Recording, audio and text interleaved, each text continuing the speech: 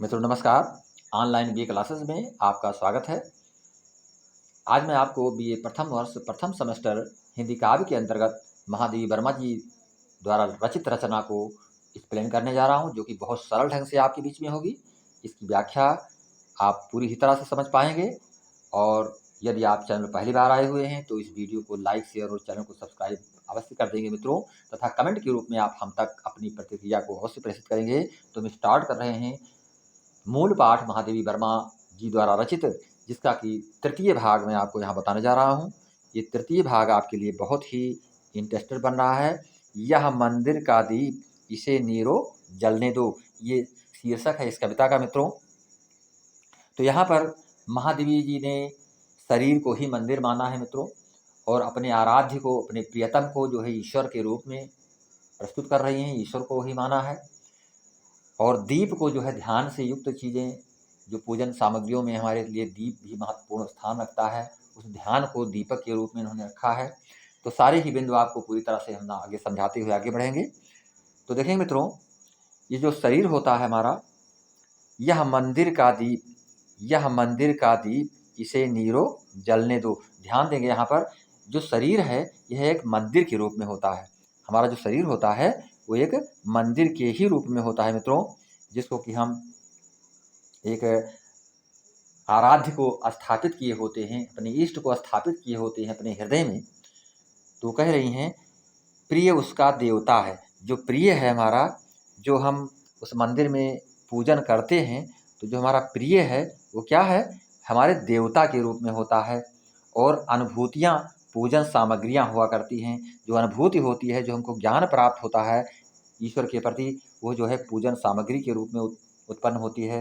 कहने का मतलब यह है मित्रों कि देव पूजन और अर्चन की जो स्थिति हमारे समाज में व्याप्त है, वह सारी स्थितियाँ महादेवी जी को प्रणय साधना में व्याप्त दिखाई पड़ती हैं। जो देव पूजन की स्थिति हमारे समाज में देखी जाती है, हम देवी देवताओं की पूजा करते हैं, मंदिरों में जाकर के पूजा करते हैं मित्रों, वो सारी प्रणय स्थिति जो है महादेवी जी की रचना में, उनकी स्थिति के अनुसार समाज में पूरी तरह से हम जो देखते हैं वही चीज़ें हमको यहाँ पर दिखाई पड़ती हैं।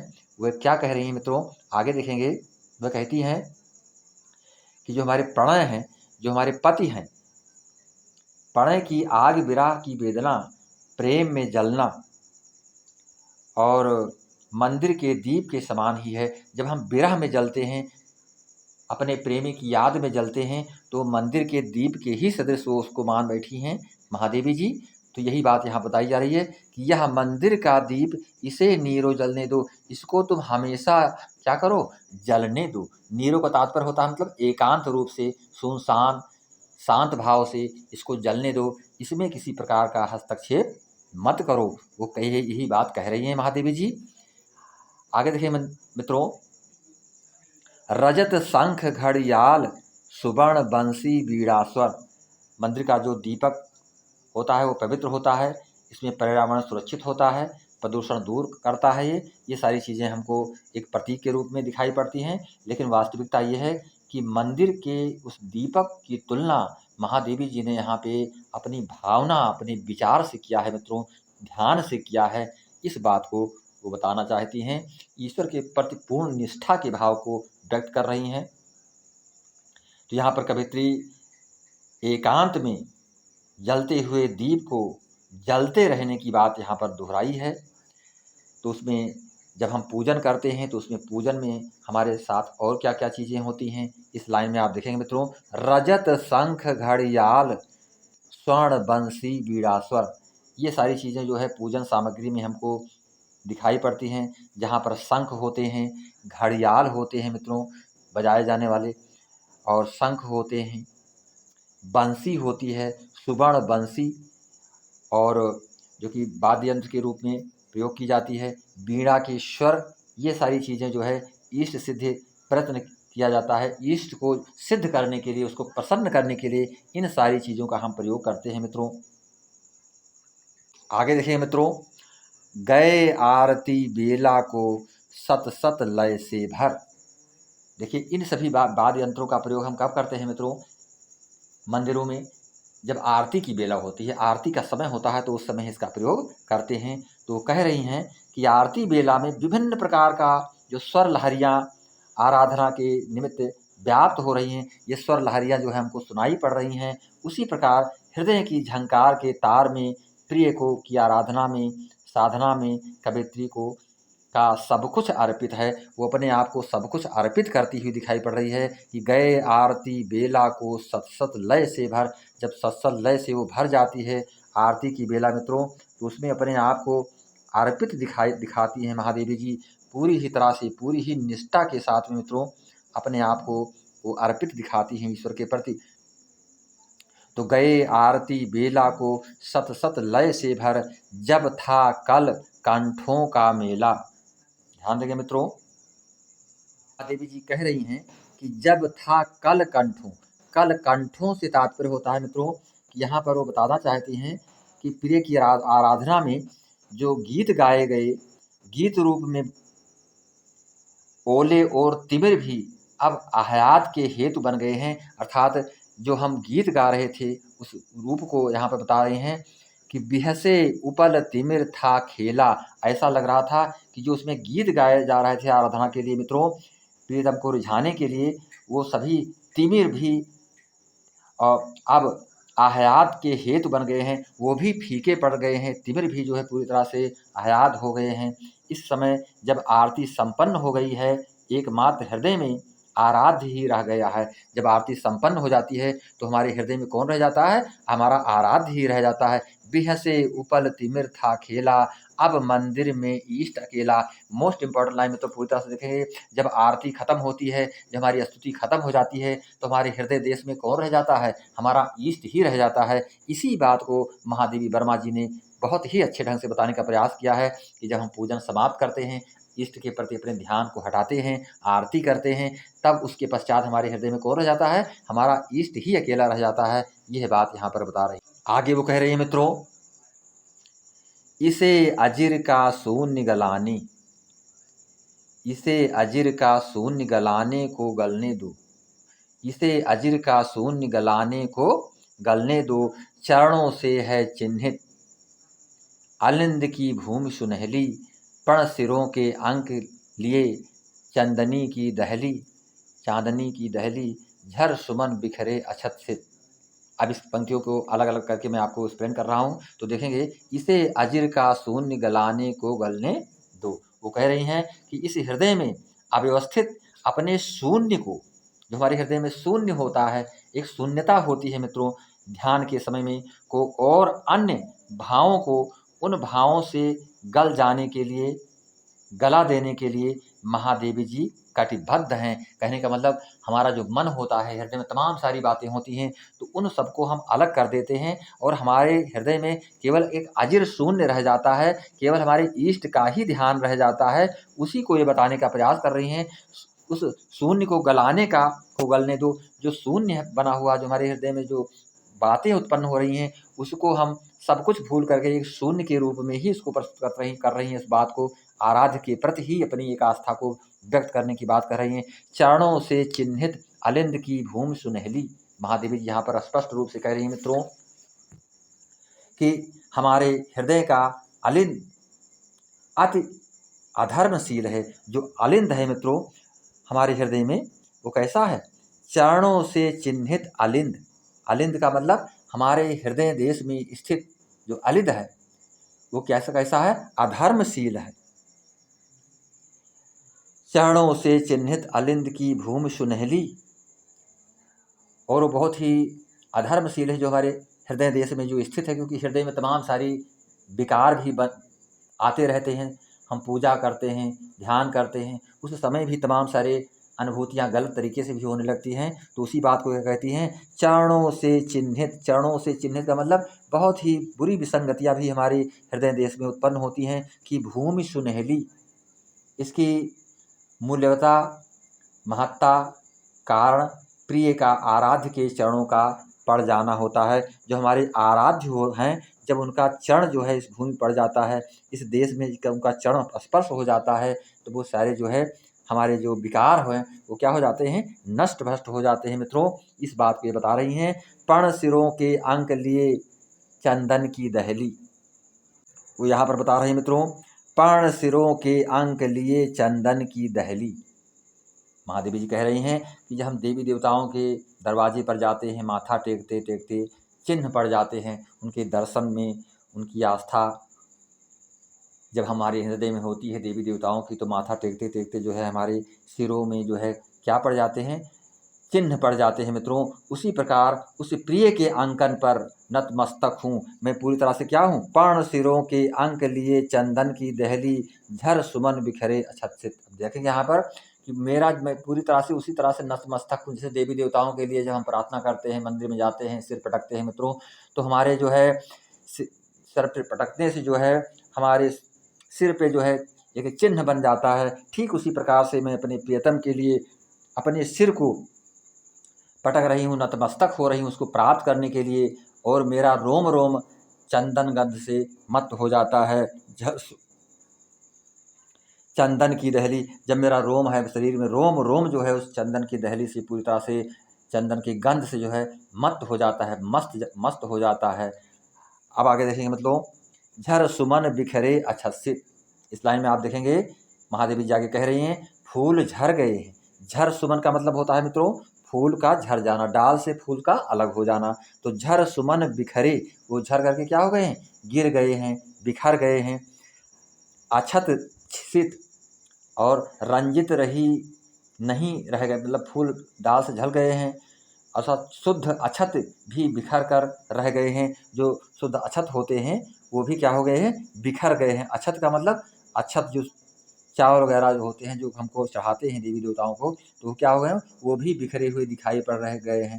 तात्पर्य यहाँ पर ये बता रही हैं वर्मा जी, इस बात को बता रही हैं कि पूजन अंचल की सारी सामग्रियाँ अब आराध्य की आराधना के लिए कम हो गई हैं। जब हम उसको उसकी आराधना में पूजन सामग्रियों को ले जाते हैं, तो वो देखती हैं कि ये पूजन सामग्रियाँ हमारे लिए बहुत ही कम थोड़ी प्रतीत हो रही हैं। और जो भी पूजन सामग्री हैं, जैसे धूप दीप नैवेद्य जो होते हैं, वो सभी अभी जब दीपक की लौ बुझेगी तो सामग्री क्या हो जाएगी, अंधकार में विलीन हो जाएगी। सारी ही सामग्री हमारी क्या हो जाएगी, बिल्कुल ही अंधकार में विलीन हो जाएगी, उसका कोई मतलब नहीं रह जाएगा मित्रों।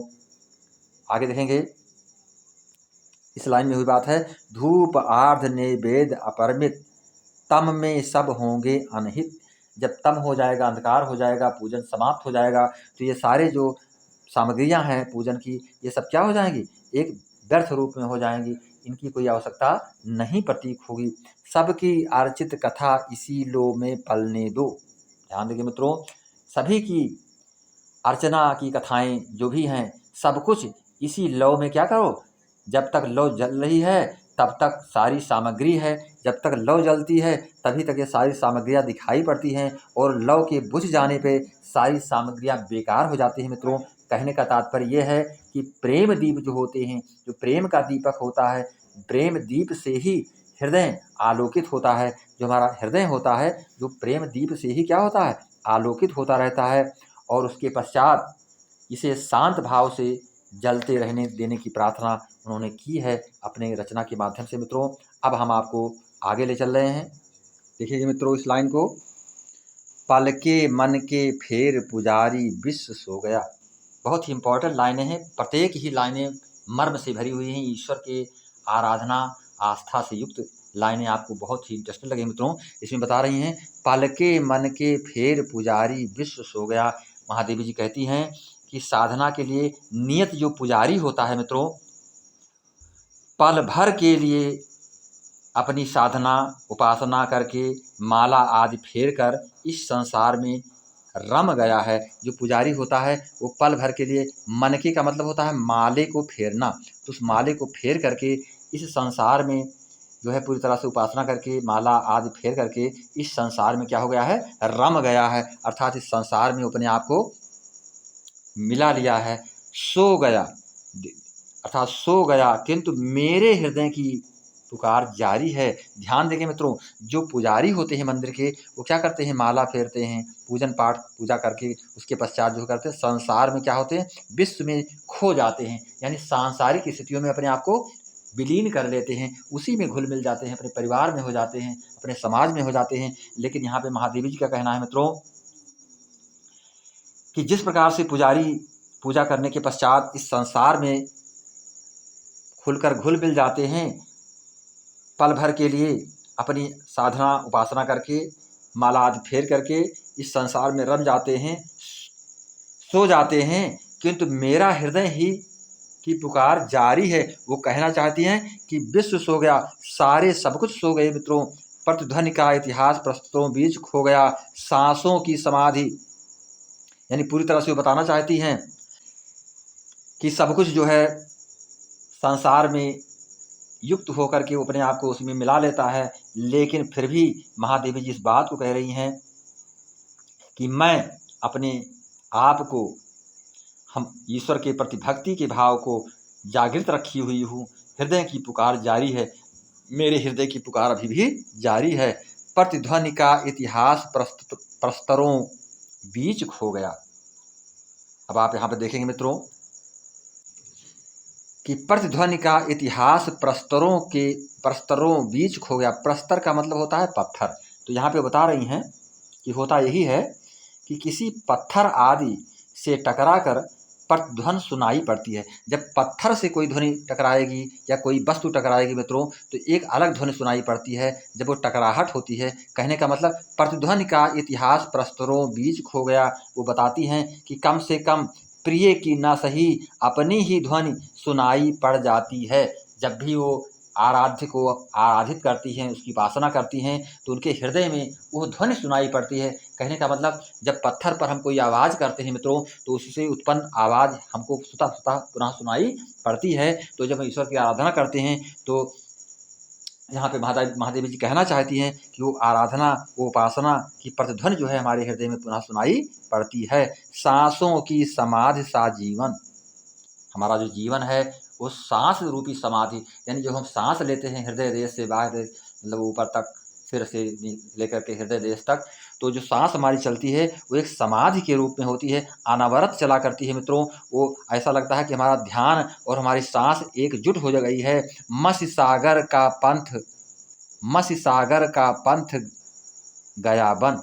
मत्स्य सागर, मत्स्य का मतलब होता है स्याही और सागर का मतलब समुद्र होता है मित्रों। अर्थात जब हम ईश्वर की उपासना में लग, तो यहाँ पर वो बताना चाहती हैं कि जो समाधि है, जो ईश्वर के प्रति आस्था हमारी है, वो मत्स्य सागर का पंथ गया बन। अर्थात एक तरह से हमारा जो पंथ है, जो रास्ता है, वो एक समुद्र के समान हो गया है। अर्थात बहुत ही हमारे लिए मार्ग जो हमारा है वो काल के सदृश बन गया है, बहुत ही कठिन बन गया है कि हमको बस लगता है कि समुद्र पार करके उस पार जाना है। यानी कि हमारी आत्मा ईश्वर के प्रति किस तरह से पहुँचे, इन सारे कठिनाइयों को झेलते हुए अब हमको ये बहुत ही विकट और संकट से युक्त स्थिति दिखाई पड़ रही है। इस बात को यहाँ पर महादेवी जी वर्मा बताने का प्रयास कर रही हैं मित्रों। आगे देखेंगे महादेवी जी यहाँ बता रही हैं मित्रों कि रुका मुखर कण कण का स्पंदन। जो इस संसार में, जो संसार जगत में जिसकी दशा है, स्थिति है, उसकी विषय परिस्थिति जन्य दिखाई पड़ती है। सारी ही परिस्थितियाँ, सारे ही जो है पदार्थ जो इस संसार में दिखाई पड़ रहे हैं, वो सब मुखर हो गए हैं, वो एक तरह से परिस्थिति जन्य हो गए हैं, ऐसा दिखाई पड़ता है, उसके स्पंदन दिखाई पड़ते हैं। इस ज्वाला में प्राण रूप फिर से ढलने दो। अर्थात वो कहती हैं कि उनके मन में औंधी, ये तूफान, ये चारों तरफ जो है मूर्छा ही मूर्छा दिखाई पड़ती है।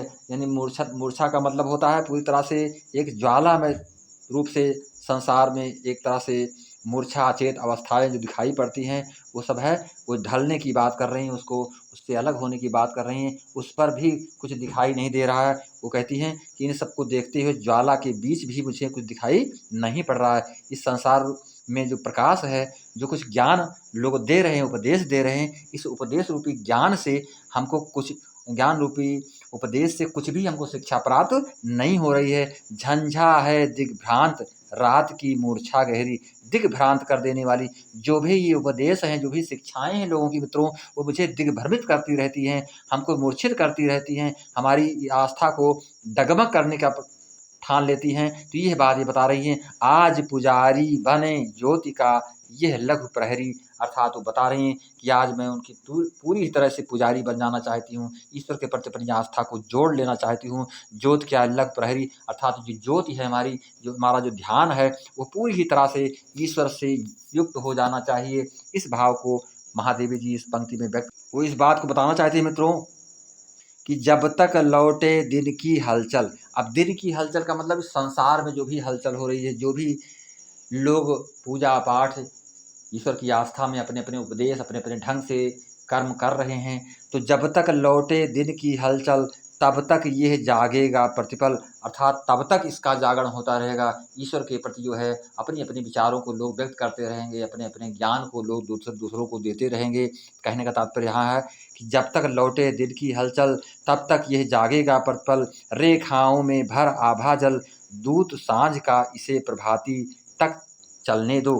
कहने का तात्पर्य वो इसी बात को कह रही हैं कि इस साधना के रास्ते पर, मार्ग पर प्रणय दीप की क्या दशा होगी मित्रों। इस प्रचंड झंझा में, संसार में जो भी बातें हैं, झंझावात हैं, आज हमारी यही प्रेममयता हमारी साधना पद्धति का, हमारे साध्य का, हमारे प्रिय का पुजारी बन जाएगा मित्रों। वो इस बात को बता रही हैं, हम समय की प्रतीक्षा करेंगे, आखिर रात को टलेगी ही। यानी वो कहती हैं कि हम समय की प्रतीक्षा करेंगे, रेखाओं में भर आभा जल दूध सांझ का इसे प्रभाती तक चलने दो, अर्थात हम समय की प्रतीक्षा करती हुई जीवन को आगे बढ़ाऊंगी और कभी न कभी तो ये समय रूपी रात्रि अवश्य ही कटेगी। इस बात को बता रही हैं, खत्म हो जाएगी, ढल जाएगी। जब तक वो समय नहीं आ जाता तब तक प्रिय से मिलन नहीं हो जाता, तब तक यह दीप जलता ही रहेगा। इस बात को बताने का प्रयास करती है मित्रों। रेखाओं में भर आभा जल दूत सांझ का इसे प्रभाती तक चलने दो, अर्थात वो बता रही है मित्रों कि अंधकार में प्रकाश की रेखा और जीवन में उम्मीद की रेखा चाहिए। तो इसी बात को बता रही हैं कि तब तक यह जाएगा प्रतिपल, रेखाओं में भर आभा जल। आभा जल का मतलब आशा, अर्थात वो कहती हैं इस बात को कि अंधकार में प्रकाश की रेखा और जीवन में उम्मीद की रेखा चाहिए मित्रों। बहुत ही इम्पोर्टेंट बात बताई जा रही है कि अंधकार में प्रकाश की रेखा और जीवन में उम्मीद की रेखा चाहिए, तभी व्यक्ति को कुछ प्राप्त हो सकता है। दूत सांझ का इसे प्रभाती तक चलने दो, अर्थात जो भी हो सुख तो आएगा ही, किंतु दुख से परहेज क्यों करें। इस बात को बता रही हैं, यह तो सुख का संकेत हो रहा है। जब हम बहुत ज़्यादा पीड़ित होते हैं, हमारी आस्था बहुत ही बढ़ जाती है मित्रों। मीरा को देख लीजिए, मीरा को विष भी पीना पड़ा था कृष्ण के प्रेम में। उनके पिता ने ही विष देने का दे दिया था मीरा को मित्रों, लेकिन उस विष को उन्होंने बहुत ही आसानी से पी लिया था, क्योंकि उन्हें ईश्वर के प्रति अपनी भाव को व्यक्त करना था, ईश्वर के से उनको जुड़ना था। समाज और संसार में उनको अपनी याद को बना लेना था मित्रों, मीरा जी को। तो तमाम सारे संकट सहने पड़ते हैं। तो यही बात यहाँ पर महादेवी वर्मा जी कह रही हैं कि जो भी है वो सब कुछ मैं सह सकती हूँ, सारी उम्मीदों को रखते हुए हम सब कुछ सहने को तैयार हूँ, परंतु मैं ईश्वर का विश्वास अपने से अलग होने देना नहीं चाहती हूँ। तो मैं चाहूँगा मित्रों कि ये वीडियो आपको पूरी ही तरह से समझ में आ गया होगा, और कमेंट के रूप में आप हम तक अपनी प्रतिक्रिया को प्रेषित करेंगे, और पूरे ही वीडियो को देखने के पश्चात आपकी मना स्थिति जैसी बनेगी, कमेंट के रूप में आप हम तक अवश्य प्रेषित करेंगे। नमस्कार, जय हिंद, जय भारत।